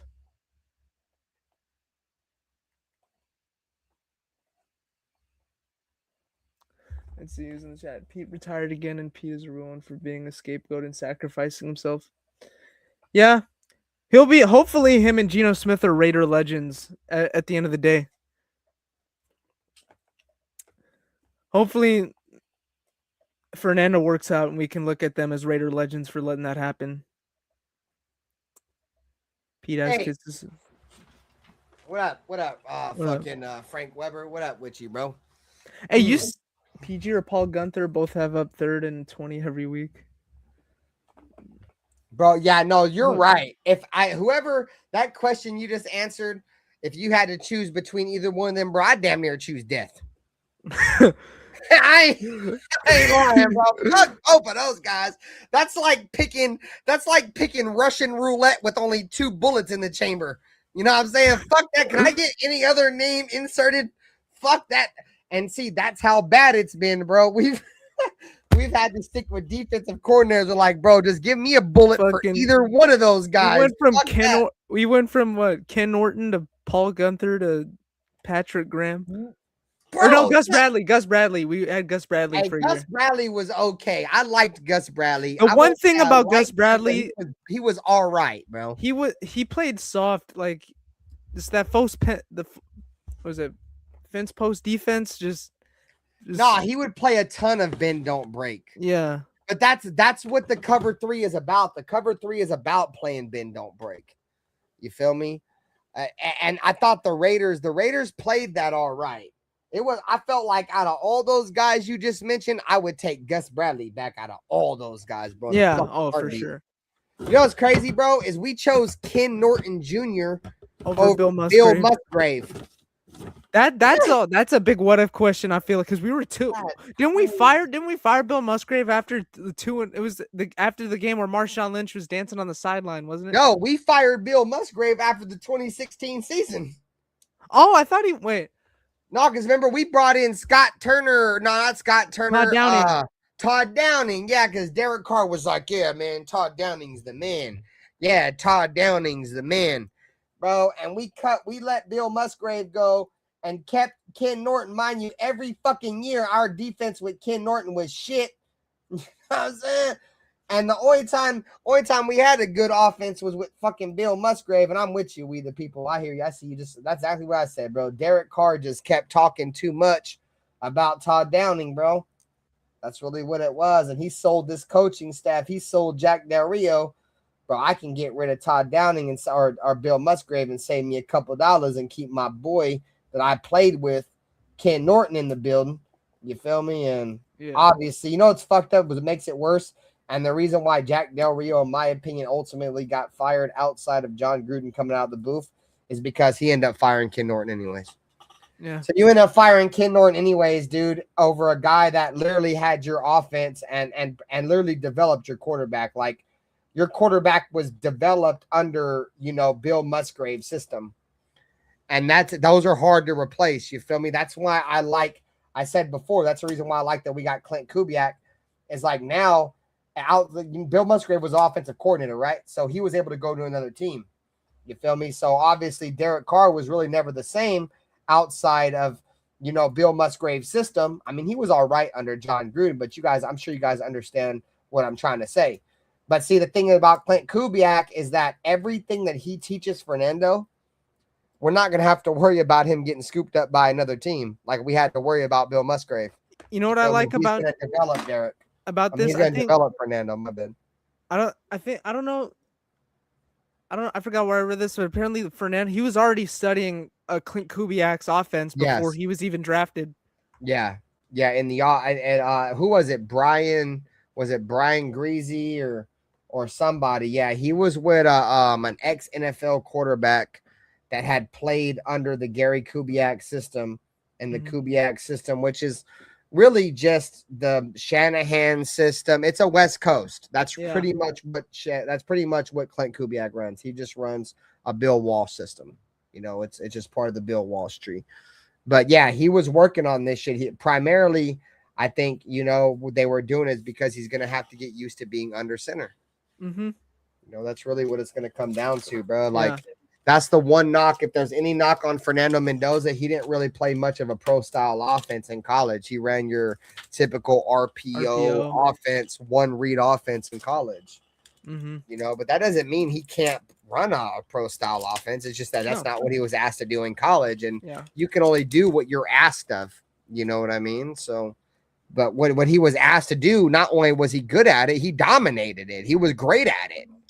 You know what I'm saying? Like, so who's to say he can't learn it? I mean, this dude's, if you've heard many quarterbacks come out and talk, right, over the last 5-6 years, guys that were drafted number 1 overall, how many of them do you guys think are more intelligent than Fernando, dude? Like, I think, no diss to Joe Burrow. I'm not calling him stupid, bro, but I would say Fernando's probably way smarter than Joe Burrow. You know what I'm saying? Like, he's probably smarter than a lot of these guys. You see, he hits the books a lot. You know what I mean? Yeah, and that's what you want, bro. Yeah. Especially like, you know what else, bro? Let's throw the fact that he ain't got no girlfriend, right? Because I know if I'd be like, there's been some wild, crazy ass stories because Fernando don't have a girlfriend, right? There's he's laser focused, bro. He ain't got no woman to worry about. All he's got is his mama. You feel me? He's like fucking water boy. You feel me? Yeah. Foosball's the devil. You know what I'm saying? But all he's got is, bro, he ain't got no worries in the world. His primary focus is football and being great at football. Like, that's what's great about. That's another great part of him, dude, is that you saw what happened to Brady. Alfredo Brady was like, bro, you better lock in on football, good damn it, you son of a bitch. You done seen what this bitch done did to me. Brady was like, bro, hey, don't focus. Brady's probably telling him, hey, don't focus on females, dude. Facts, bro. But y'all get the point I'm trying to make, bro. Like, he don't got many things to really worry about right now in his life, bro, besides being great at playing quarterback. You know, and I think just based off, you know, you look at his collegiate career, I mean, he's gotten better every single year of his career. And that's what you want, guys. Like, you don't have to be, you know, go from being worst to first in 1 year. But if you can progressively be better and progressively master your craft year in and year out, eventually, dude, you're going to be really good in this league. And that's one thing Fernando Mendoza has done year in and year out. All throughout college, he's gotten progressively just a little bit better every single year.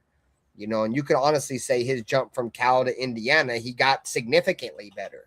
Mm-hmm. You know, but people be like, oh, well, it's because they put him in a quarterback-friendly system and they made it easy for him. You guys really think the Raiders are going to make it hard for him? That's the reason why he's sitting behind Kirk Cousins right now. Yeah. He's sitting behind Kirk because they want to make it easy for him. They want to make sure he's in the best position to win. You know what I'm saying? Like, it's obvious. That's why I hate that argument. That's the dumbest argument ever, bro. He playing in a quarterback-friendly system. They made it easy for him. Like, whatever team that drafts him is going to make it hard for him. I could see that maybe the Raiders would be that one team because we make it hard for everybody. But from the offseason moves from Kubiak to Mike Sullivan to Andrew Janocko to Rick Dennison, all the fucking offensive fucking acquisitions we made to make us overall a better team around him tells me that he's going to succeed. Yeah. And plus all the weapons he has already. Like, you already have him, Ashton Jeanty. You already give him the best tight end in football as well. You know, with this offensive system, you know, I don't know. I don't know. I'm not a former player, so I don't know. Another beer. Keep talking. I don't know if it's that difficult to go from the RPO system to under center. I'm sure, but he's been studying Kubiak's offense so far. I'm pretty sure he's gotten a bunch of reps in under center, so we'll see. Let's see here. Oh, my beer is right next to me. You said what? I said I went to step away to get a beer, and it's right next to me. Oh, well.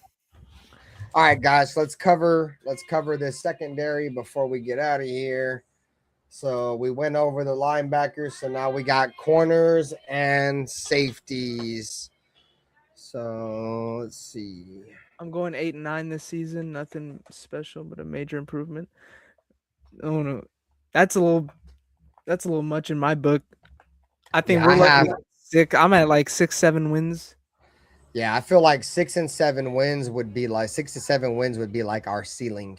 You know what I'm saying? I have us between like 3 and 5 wins being our floor. Yeah. But shout out I mean, to Cheek Sink, bro. Thanks I for would coming. rather undersell and us overperform than me overperform than us undersell. Exactly, bro. Because that's what I did last year. I had the Raiders winning hella games last year, bro, and I fell flat on my face. I'd rather us win my expectations, us being winning no games and winning hella games. You know what I'm saying? All right, so let's go over the corners. Your starting corners, Eric Stokes and Darian Porter with Teron Johnson in the slot. You have Hezekiah Masses right there as your fourth corner with DeCam Richardson, Greedy Vance. Jermod McCoy's back there with the second team with Chigaduzi, Anuzium, and Caleb Alford. And then you look at the safeties, you got your starters, guys. Here we go. Isaiah Polamau is your starting free safety, and that's with the acquisition. I switched to the offense, my bad. That's with, Traydon Stukes being picked up. So Traydon Stukes currently a backup with his college teammate, second team, Dalton Johnson. And then behind them, Tristan McCullum and Devin Lafayette. Interesting, bro. So when I look at the secondary, Isaiah Polamau, dude, he's getting the nod over Traydon. I like Isaiah Polamau, but they said Isaiah Polamau in camp, he's been the most vocal, bro. Like he's been the best communicator in the defense. And I think that's really the difference maker between him and Traydon, bro, is that I think they drafted Traydon thinking that he was going to be the voice of the secondary, like, 25-year-old second round pick. He's a little bit more mature. But, I think Polamau has just shown them like he can communicate a little bit. But if I look at the secondary as a whole, that's really the only thing that surprises me, bro, is that Traydon Stukes, a guy that we thought was going to come in and start for us, might be a backup, bro. Will the second round draft pick woes continue to haunt the Raiders?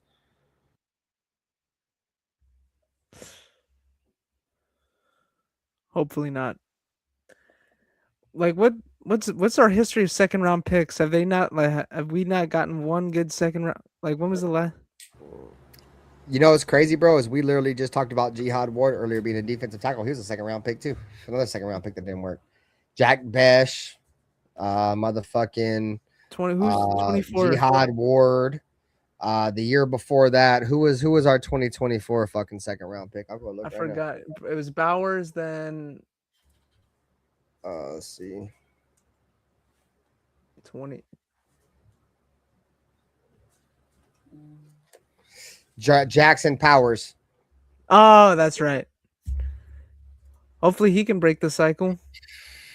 2023, we didn't have a second round pick because that's the year that we traded our second round pick, I think, for Devontae Adams. 2022, so no, 2022 was our second round pick for Devontae Adams. Let me see. Raiders. Trayvon Mulrig was pretty decent. He was the second round pick. Oh pick. no, 2023 was Michael Mayer. So Michael Mayer, JPJ, who else the fuck we draft? Fucking Jack Besh, and fucking So that's been the last few that we've taken. That's crazy, bro. All those dudes suck. All those dudes suck. Let me see. I'm about to ask Chat GPT. It's always the easiest way to do it. So I can get all the second round picks, like multiple years. Raiders, accurate history of second round picks the last 10 years.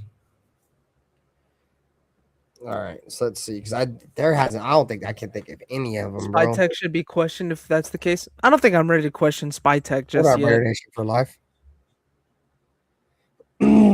Yeah, I don't know. I think it's time will tell, right? Like that's my biggest statement with Spy Tech. Time will tell. I don't think we can fucking be like, oh, he's ass after 2 years. We gotta let some of these guys develop. I mean, obvious, bro. If Tonka Hemingway ends up panning out and Ashton Jeanty pans out, bro.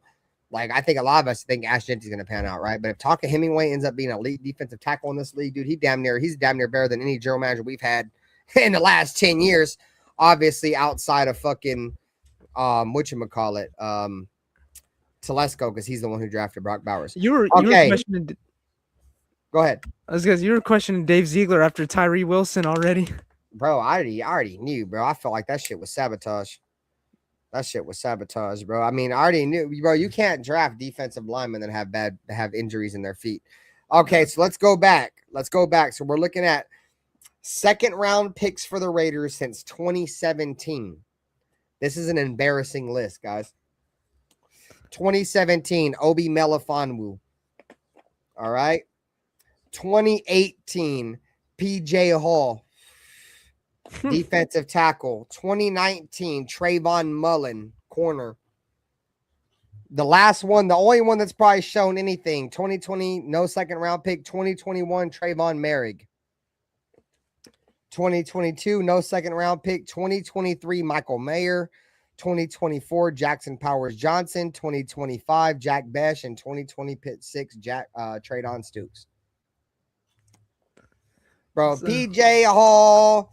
Bro, I forgot about PJ Hall, goddammit. Obi Melifonwu, Trayvon Mullen. Like, those were 3 straight misses in a row. Trayvon Mullen. What up, Loon? Damn. Listen. Trayvon Mullen, a lot of us thought he was going to be good. And then me too. He just kept getting injured. His issue was being injured. So, that's crazy, bro. So, let's see. Like, let's just say, so 1, 2, 3 out of the last 7 second round picks, or three out of the last 1. Should we just should we just say Damon Arnett was a second round pick? Because he was a projected second round pick already. No, hell no. He got drafted in the first round, so he holds that first round pick. Yeah. So 1, 2, 3, 4, 5, 6, 7. We drafted 8 players in the second round since 2017. And the only ones I can think that were somewhat relevant was Trayvon Merrick, because the rest of them are Obi Melifonwu in 2017, PJ Hall in 2018, Trayvon Mullen in 2019, Michael Mayer in 2023, Jackson Powers Johnson in 2024, Jack Besh 2025, and Traydon Stukes 2026. The only one I could think on there that lived up to it was Trayvon Merrick. I mean, obviously we haven't seen Jackson Powers Johnson get a lot of burn yet, or Michael Mayer, but just based off their rookie contracts, because Michael Mayer is going into a rookie contract year. Next year it'll be Jackson Powers Johnson's rookie contract year.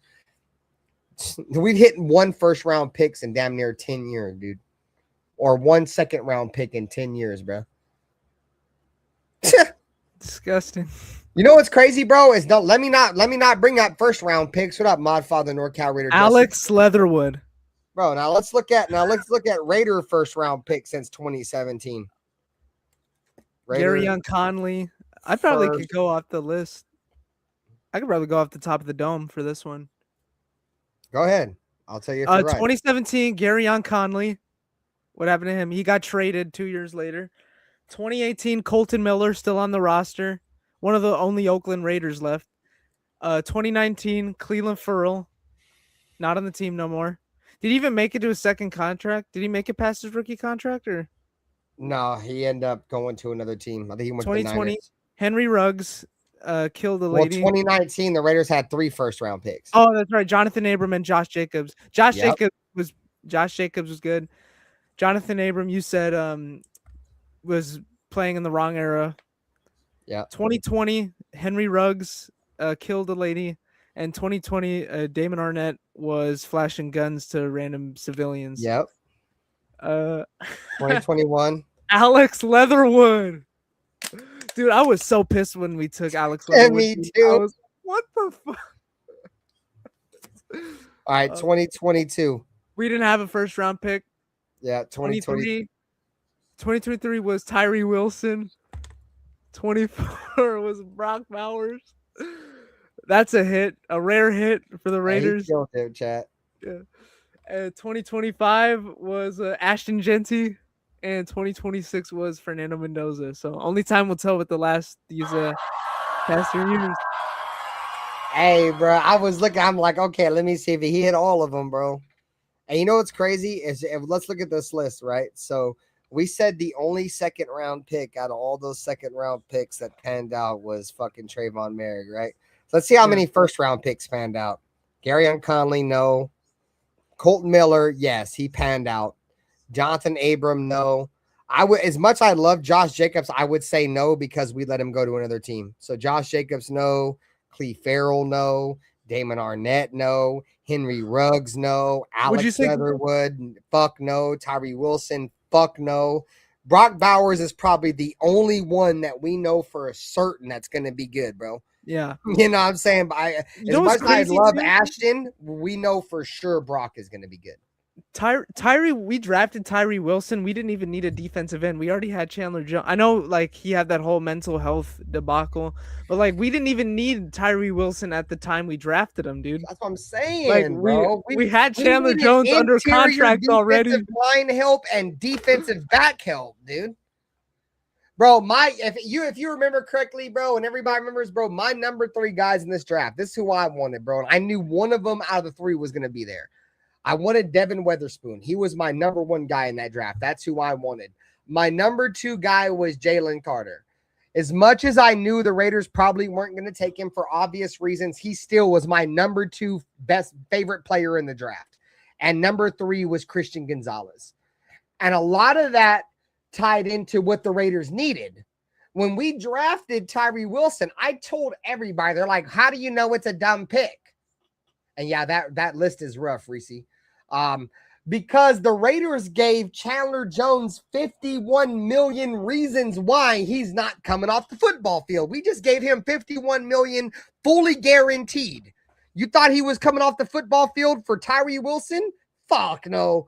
Maxx Crosby, a guy that plays 100% of the snaps, he's coming off the field for Tyree Wilson?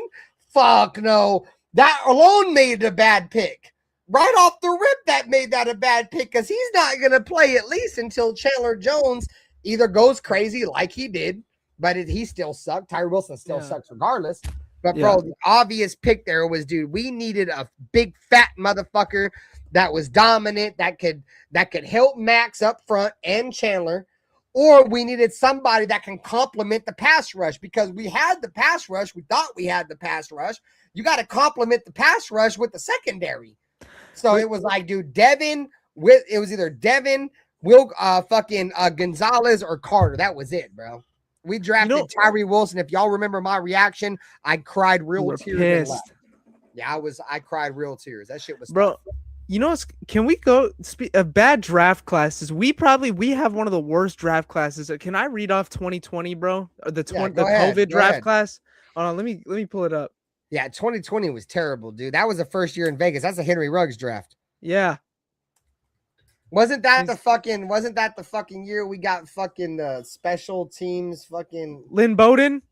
Yeah, no, not. And then we traded him before the season even started. Yeah, he didn't even play a snap for us. Special teams award daddy year, I think that was the year. The Henry Ruggs, okay. Damon Arnett, Lynn Bowden, round 3, Brian Edwards, Tanner Muse, John Simpson, Amik Robertson. You know what's crazy is that Tanner Muse was a special teams award daddy that I was talking about. We drafted him in the 3rd round, I think, to be a special teams guy. But John Simpson is still in the league. Yeah. He's pretty good. Amik Robertson, I think, is pretty good. But no, bro, that draft class stinks. Yeah. For sure. Especially when your top 3 draft pick aren't even on the team anymore. Like you didn't even your third round draft pick didn't even get pan out before the season start. He got traded. He didn't even play a snap for you. That's the history of the Raiders, bro. Motherfuckers be like, what the Raider way is this, the Raider way is that. Nah, bro. For the last 20 years, the Raiders way has been drafting historically bad for 20 fucking years. You want to know why we're hoping that, players like Nakobe Dean and Quay Walker cannot get hurt and play healthy? And because we don't draft nobody, goddammit. We don't draft shit. And when we do, they suck. We are the reason why we are a top heavy roster is because we never draft, bro. We're always out there trying to fill our team with free agents. and that's not the way of Yeah. winning, bro. No. You got to build your team through the draft. And them rookie contracts mean a lot, bro. If you got to get these guys when they're making pennies, and that's when you got to build around them. It's like when the why. Go ahead. I was like, that's like when the Browns try to build that super team with Baker Mayfield and OBJ and Jarvis Landry. Like, it don't work. You gotta build through the draft, dude. You can't. It's not basketball. You can't just sign all these free agents, create like these super teams. Just don't work. It's just because you can't get like there's no like LeBrons in football. Like there's not one singular player that's gonna dominate the league. And if it is, it's probably a quarterback, and those guys ain't going nowhere. But nah, bro, it's just I feel like right now with the Raiders, I'm excited for tomorrow. Me too. I think the Raiders have a lot of guys that are going to be playing significant snaps for us this season, playing the preseason.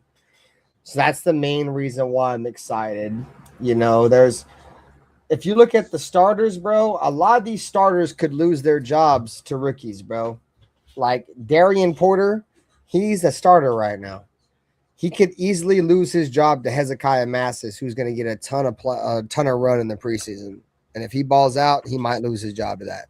You know what I'm saying? You're going to see, Fernando Mendoza a ton. And if Fernando Mendoza looks really good, he may start over Kirk Cousins.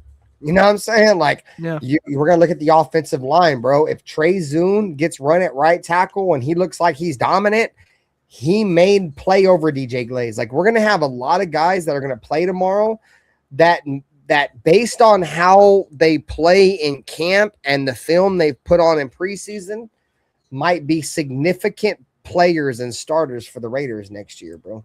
Mm-hmm. Or this year, I meant to say, my bad. Next season, this season, whatever. Just what was the topic again? We were talking about the game tomorrow, right? Yeah.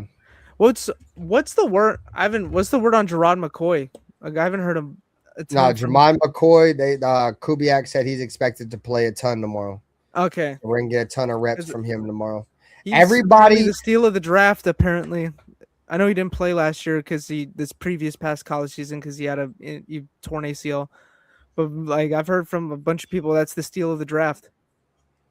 Nah, he's got top 10 talent for sure. Yeah. It's just he's got the issue with Jermod McCoy. It's just that how can I say this, bro, in the most professional way possible without trying to sound stupid? He's got like what they claim to be a degenerative knee issue, to where they put a bone plug in his knee to slow down the degeneration of his knee.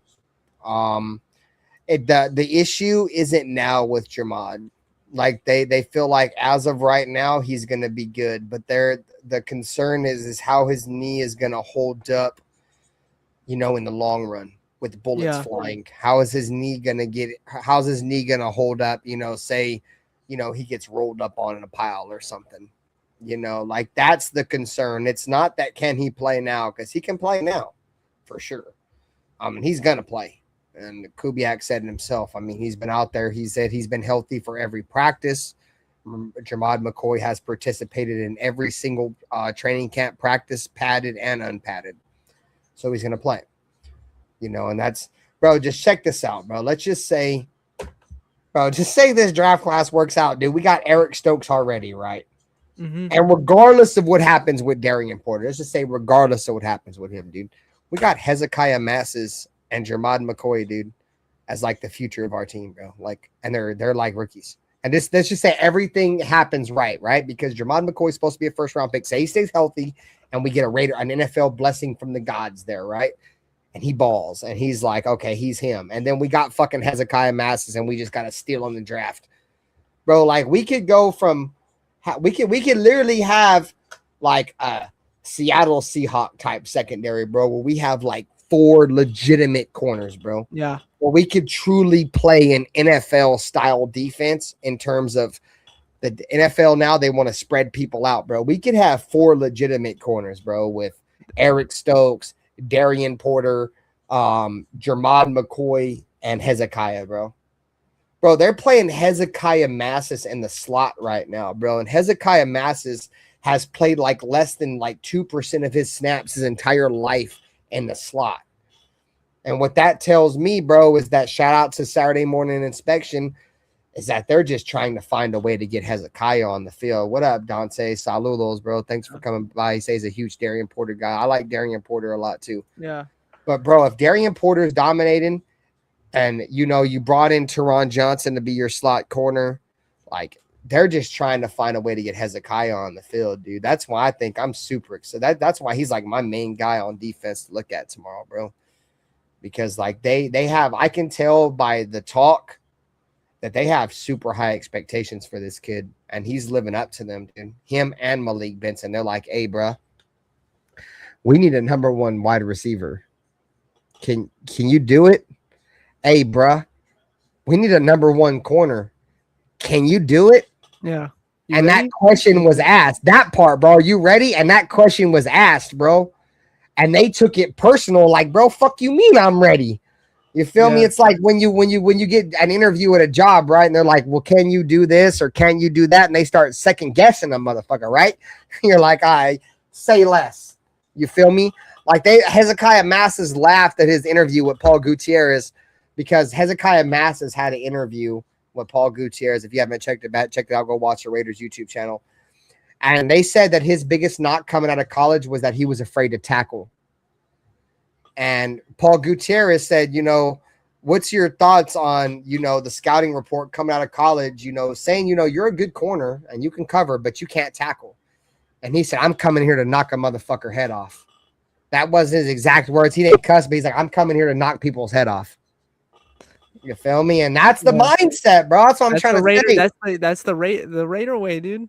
You just got dudes that are like that, bro. And like I said, dude, at the end of the day, he's gonna be a guy, bro, that he might be, you know, our, you know, Richard Sherman, you know, like Richard Sherman, bro. And I say that because Hezekiah Massis said in that same interview with Paul Gutierrez is when he came out of high school, he played wide receiver. He converted to corner when he went to college.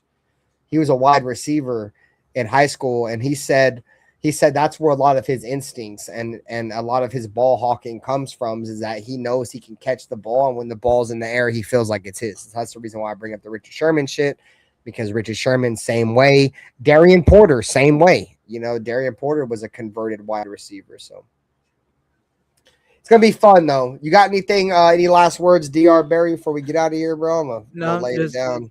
Just thank you for having me on. This was fun. I appreciate it, man. No, it's my pleasure, bro. Thanks for supporting the channel. For as long as you support the channel, bro, you're really means a lot to me, man.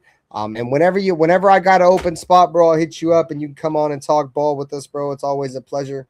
You guys, you guys show some love to Dr. Barry. He's in the chat all the time. Said he wanted to pull up and talk some Raiders, man. So it's 12:30 in the morning Pacific, 3:30 in the morning East Coast, bro. Love you guys. Dr. Barry, thanks a lot, bro, for joining me. I'll catch you guys tomorrow for the play-by-play. I'm sure I'll see a lot of you guys there. Dr. Barry, you have a great night, my friend. Thanks a lot. You too. Good night. Take it easy. Thank Go you. Raiders. God Good bless. night.